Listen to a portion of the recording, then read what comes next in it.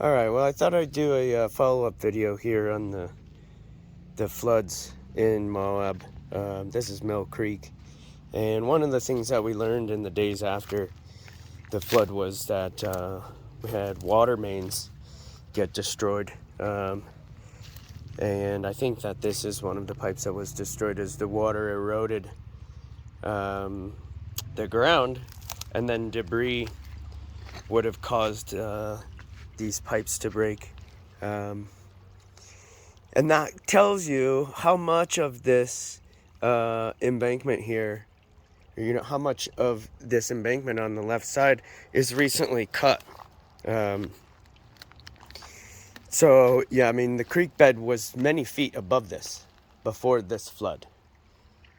And you can see how high the water got here.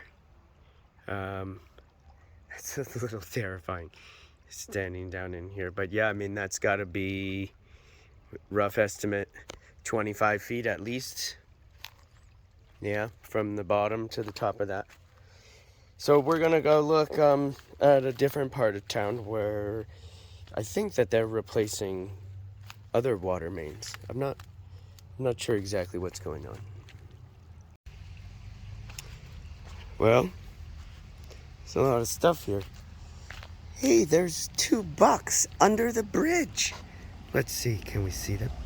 There they are.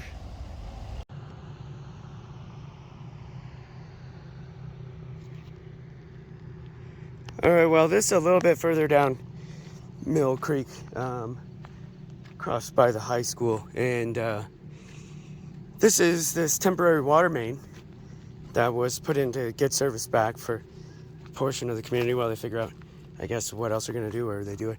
I also learned that these bicycle underpasses were designed to serve as overflow channels for the bridges. And they work.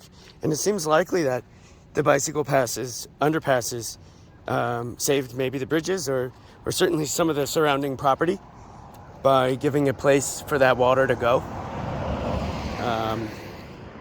It's been some discussion over who's at fault and why there was the damage. I mean, it is what it is, but I think the bike underpasses really helped.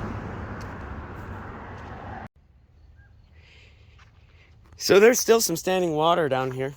This is under the bicycle bridge, and it came pouring through here, and they've brought machines in here and flattened this out. But I'll show you right over here how much water actually came under that bicycle bridge. And it's a lot. I mean, it's far in excess of what the normal creek would be. You can see, look, this whole channel right here all came under that bridge, and you can see that the channel extended all the way over here on the left and was running at least shallow over the ground here. And the bridge over there, that water seems unlikely to have made it all the way up over here. And these channels continue. That underpass was gushing water, lots and lots of it. And this creekway is so big now.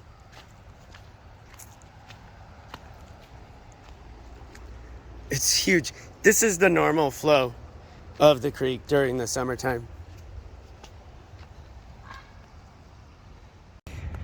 So it's gonna be a little hard to see here across the creek, but I think this is the Gonzo Inn. They got all these furniture all covered in dirt and stuff sitting outside, and bunch of mattresses all looks like swamped in a dumpster right there. And a number of these hotels had to do a lot of cleanup. This hotel Moab, downtown Moab, they change names all the time. This place just got, their lower floor just got hammered. I mean, it was 3/4 of the way up the door with dirt after the water receded. So they just got hammered. And you can see there's giant piles of stuff over here as well that's just been hauled out from inside. It's very hot.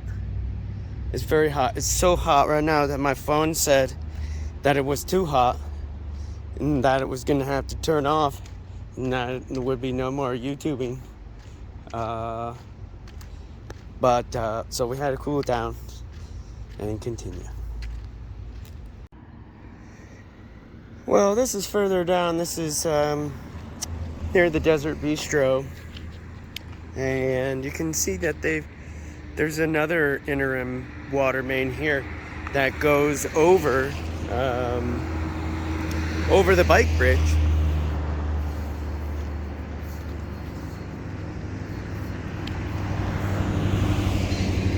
So I think all the water's back on. I think some folks were on a boil order for a short time, but lots and lots of work, and I can't even quite get over. Let's go see how close we could get. So this is about the same vantage point as in the previous video about this specific flood, and you can see here the channel has been restored.